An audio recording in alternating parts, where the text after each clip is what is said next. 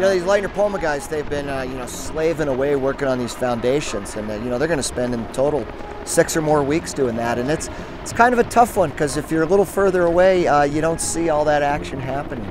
And they're going to come in one day, in a few hours, they're going to get those towers standing, and it's exciting. That's the day we really have a chairlift.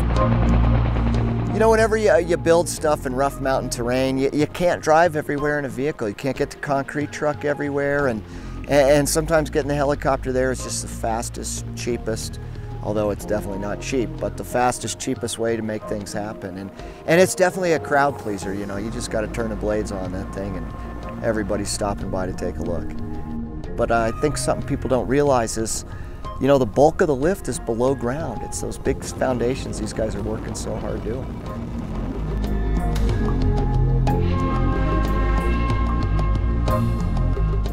Built by snowboarders, for snowboarders. This is a Command K-Max. It's built in Connecticut. It'll lift 6,000 pounds at sea level. We tried to keep it to about 4,000 pounds up here today. The weather was a little bit of an issue, but a little bit windy, but we got it done before it got real bad.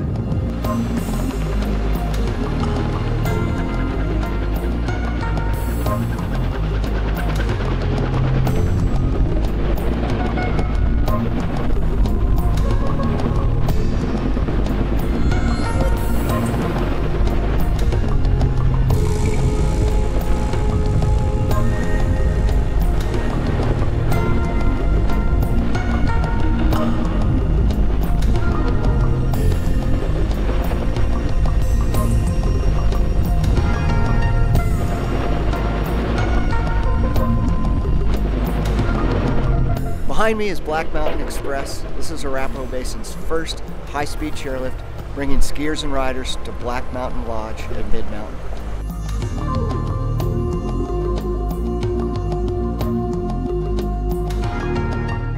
Night equipment started back in 1945. My grandfather basically just made a lot of wire rope slings and sold some straight rope to a lot of the construction companies. And he also came out by train line and spliced for some of the ski lifts out here as well.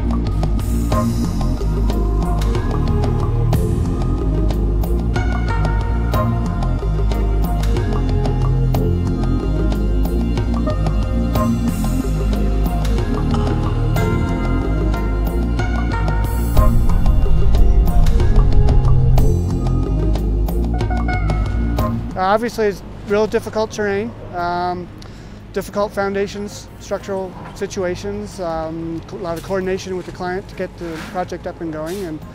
And once we get her started, though, it's really up to the construction crew to get her going. And it's a big project for those guys.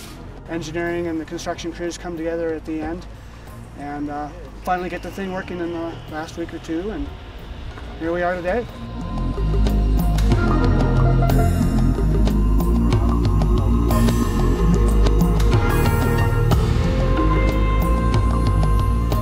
Today we're basically what we call load testing, or also called acceptance testing. Testing all the safeties. What we're about to do is put load representing the maximum load of people on the chairs and check the brakes for proper stopping. We've already gone through all the switches and made sure all the switches work properly and stop the lift as they're supposed to. And I guess, you know, that's pretty much the size of it. That's the gist of it.